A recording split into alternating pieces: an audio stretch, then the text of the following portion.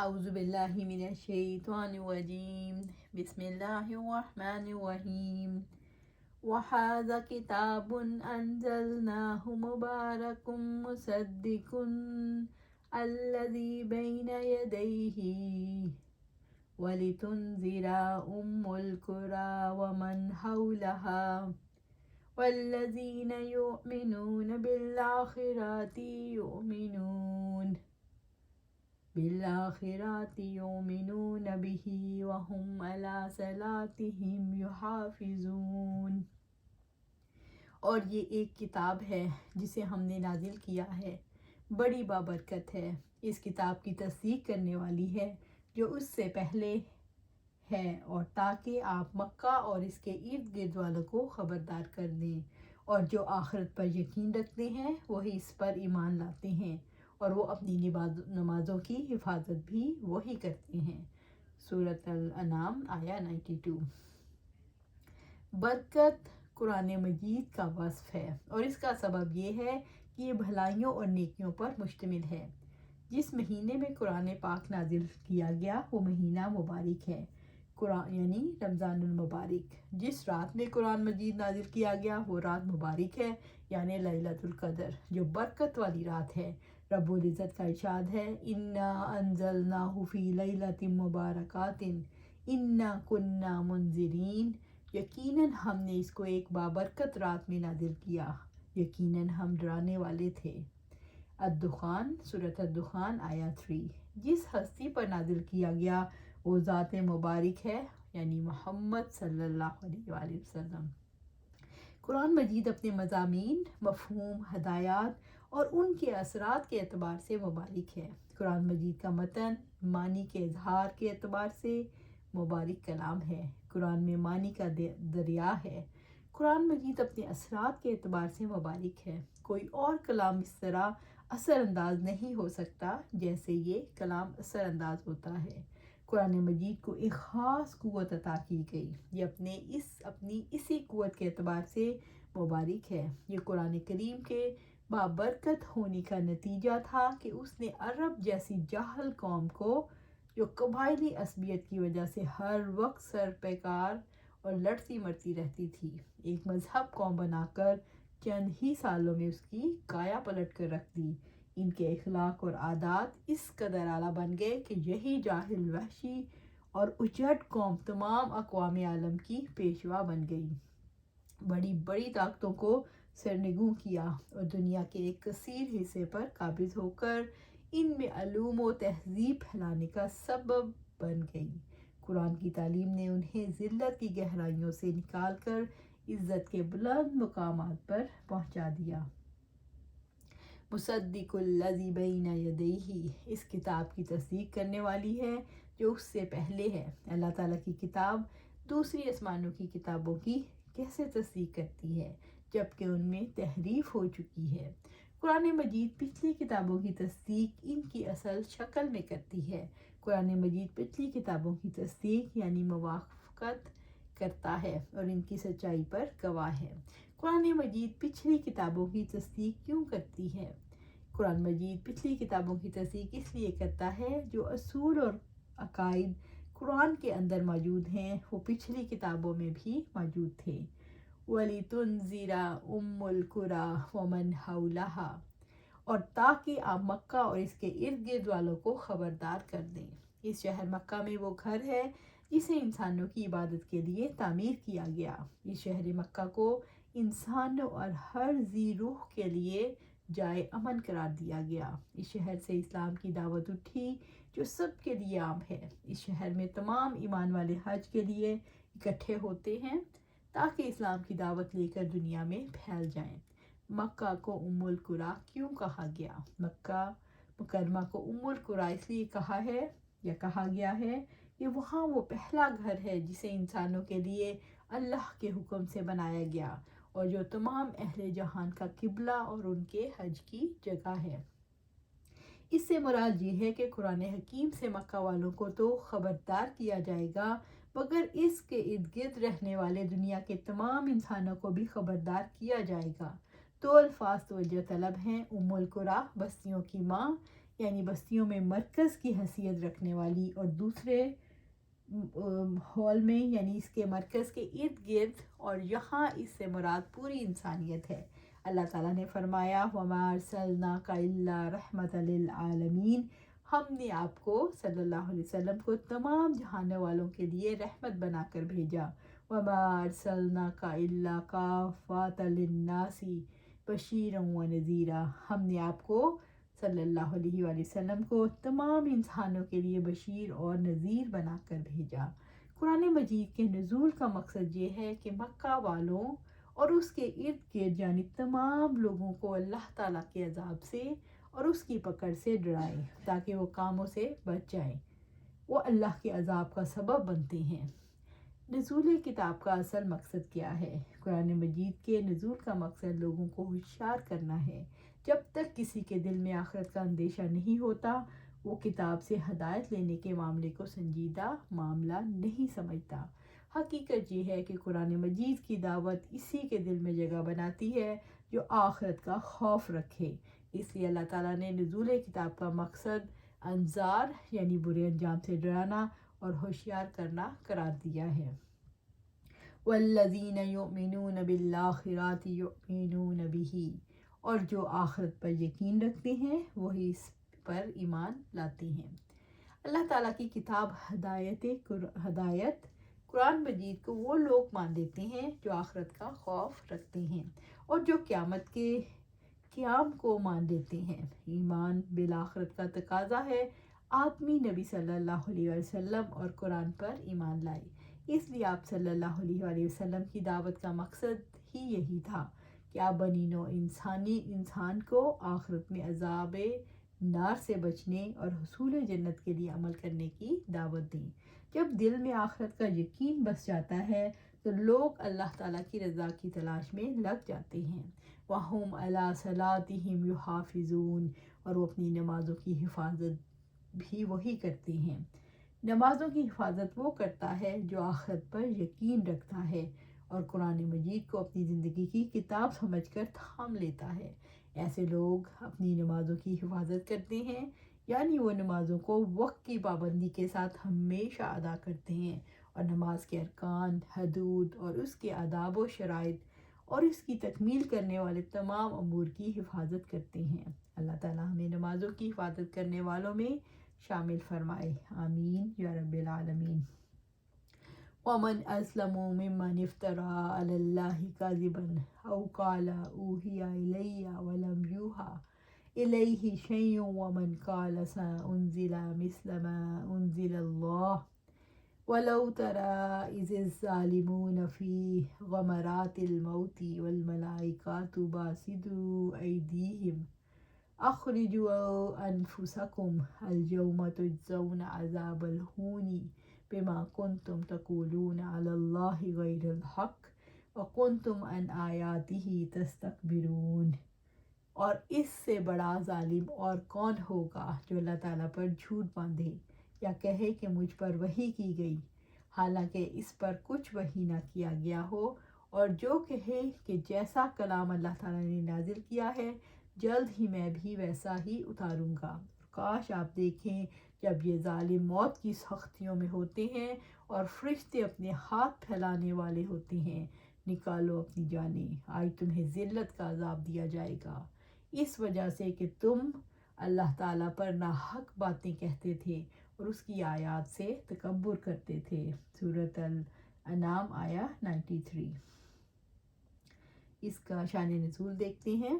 یہ آیت مسلمہ کذاب جھوٹے نبی کے بارے میں نازل ہوئی، اور یہ عبداللہ بن سعد بن ابی سرح کے بارے میں نازل ہوئی کہ کچھ صحابہ کہتے ہیں کہ اس طرح روایت نقل کی ہے کہ البتہ اس میں اتنا اضافہ ہے، وہ کہتا تھا کہ اگر محمد صلی اللہ علیہ وسلم کے پاس وحی آتی ہے تو میرے پاس بھی وحی آتی ہے، اور اگر اللہ تعالیٰ آپ پر کتاب نازل کرتا ہے تو میرے پاس بھی ویسی ہی کتاب نازل ہوتی ہے۔ وَمَنْ أَظْلَمُ مِمَّنِ افْتَرَىٰ عَلَى اللَّهِ كَذِبًا، اور اس سے بڑا ظالم اور کون ہوگا جو اللہ تعالیٰ پر جھوٹ باندھے۔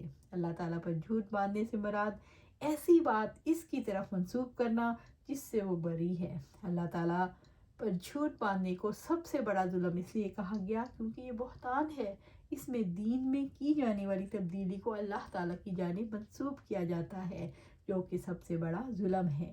نبوت کا جھوٹا دعویٰ کرنا اور یہ کہنا مجھ پر وحی آتی ہے، اسی افطرا پردازی میں شامل ہے۔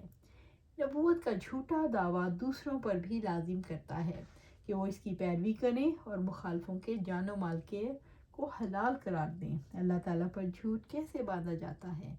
جو یہ کہے مجھ پر وحی آتی ہے، حالانکہ اس پر کوئی وحی نہیں آتی۔ جو یہ کہے کہ میں بھی ویسا ہی کلام اتاروں گا جیسے اللہ تعالیٰ نے اتارا، او قال اوحی الی ولم یوحی الیہ شیء، یا کہے کہ مجھ پر وحی کی گئی ہے حالانکہ اس پر کچھ وحی نہ کیا گیا ہو۔ یہ دعویٰ کون کرتا ہے کہ مجھ پر وحی آتی ہے حالانکہ اس پر وحی نہیں آتی؟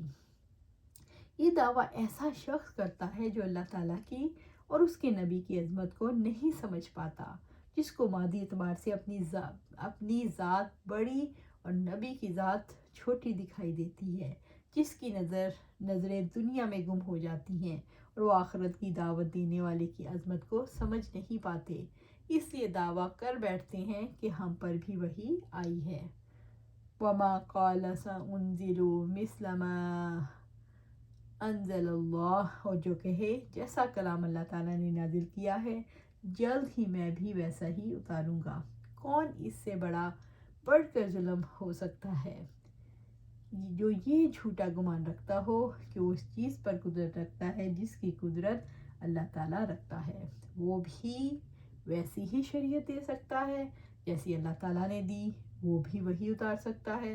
جو شخص قرآن مجید کا مقابلہ کرنے کا دعویٰ کرتا ہے وہ بھی اس جیسی کتاب بنا سکتا ہے، وہ بڑا ظالم ہے، اس لیے کہ وہ ایک محتاج اور ناقص بندہ ہے، بے نیاز بادشاہ کے ساتھ کیسے خدائی میں شریک ہو سکتا ہے۔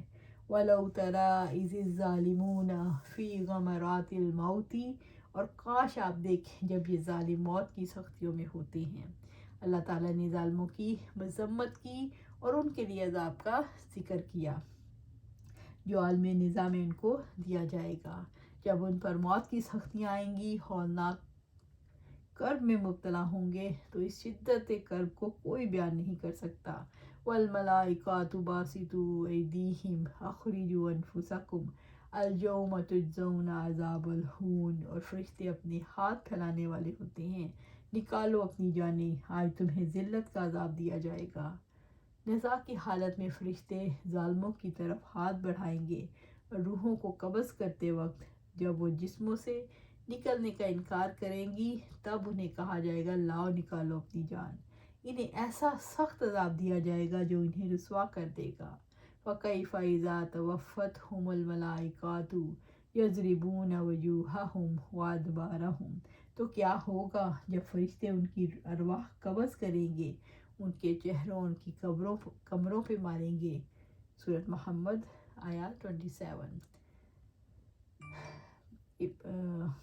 برا بن عازب رضی اللہ تعالیٰ عنہ سے روایت ہے، جب کافر کے دنیا سے جانے کا اور آخرت کی طرف پہنچنے کا وقت ہوتا ہے تو اس وقت آسمان سے سیاہ چہروں والے فرشتے نازل ہوتے ہیں،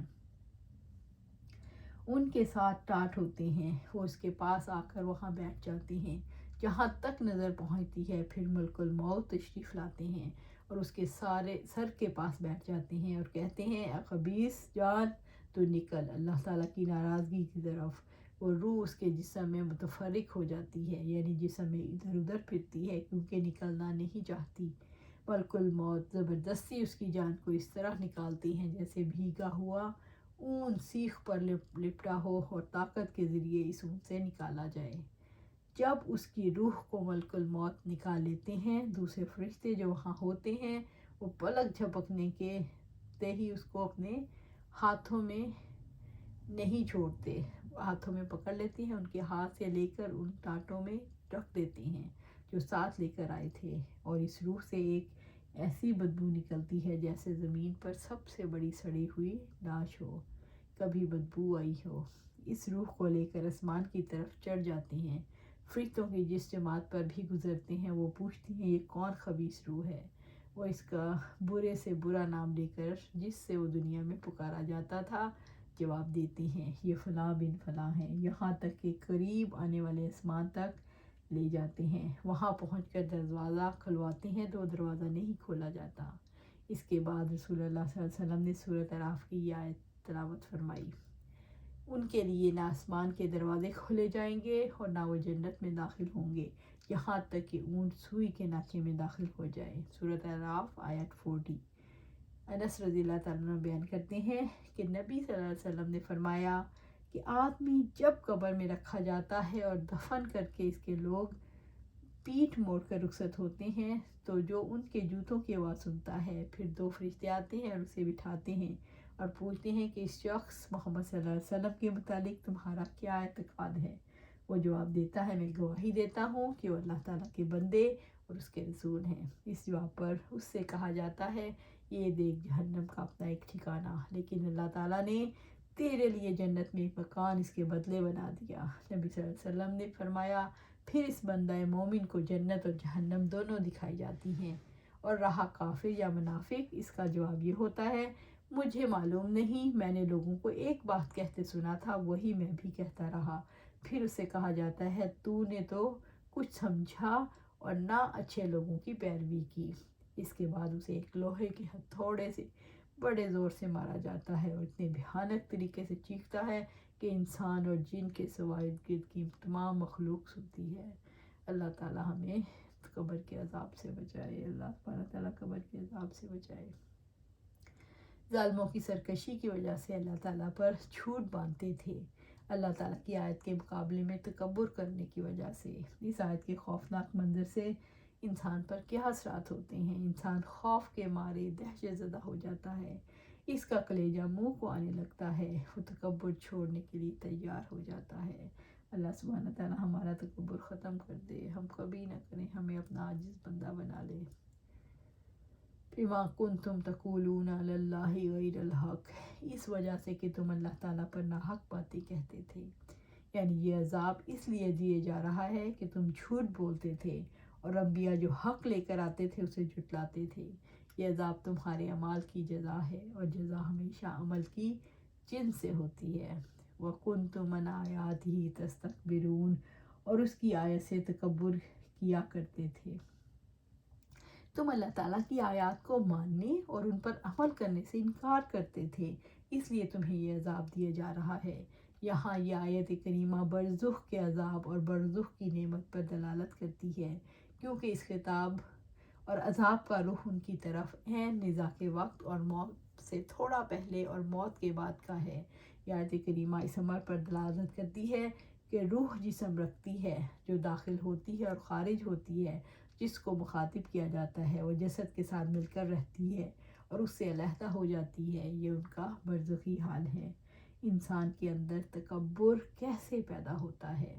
جب انسان اپنی دنیاوی حیثیت کو دیکھتا ہے تو اس کے اندر تکبر پیدا ہوتا ہے۔ جب انسان اپنی حقیقت کو بھول جاتا ہے، جب انسان اپنی زندگی کے مقصد کو بھول جاتا ہے، جب انسان یہ بھول جاتا ہے کہ دنیا میں مجھے کچھ حاصل ہے، وہ آزمائش کے لیے ہے، مقررہ مدت کے لیے ہے، اور موت کے وقت یہ سب کچھ مجھ سے چھین جانا ہے، پھر نہ دولت ہوگی، نہ حیثیت، نہ دوست، نہ سفارشی، نہ پکڑ سے بچانے والی کوئی چیز۔ اللہ سبحانہ تعالیٰ ہمیں آج یہ فہم دے دے، اللہ ہمیں یہ آج فہم دے دے کہ یہ دنیا کی دولت، یہ دنیا، یہ حیثیت، یہ دوست، یہ کوئی کچھ نہیں، یہ سب یہیں رہ جائے گا۔ اللہ سبحانہ تعالیٰ ہمیں اپنا عاجز بندہ بنا لے، اپنا عبد، رب اپنا عبد بنا لے، عبداللہ بنا لے، اللہ اپنا عبد بنا لے، رب اپنا عبد بنا لے، آمین۔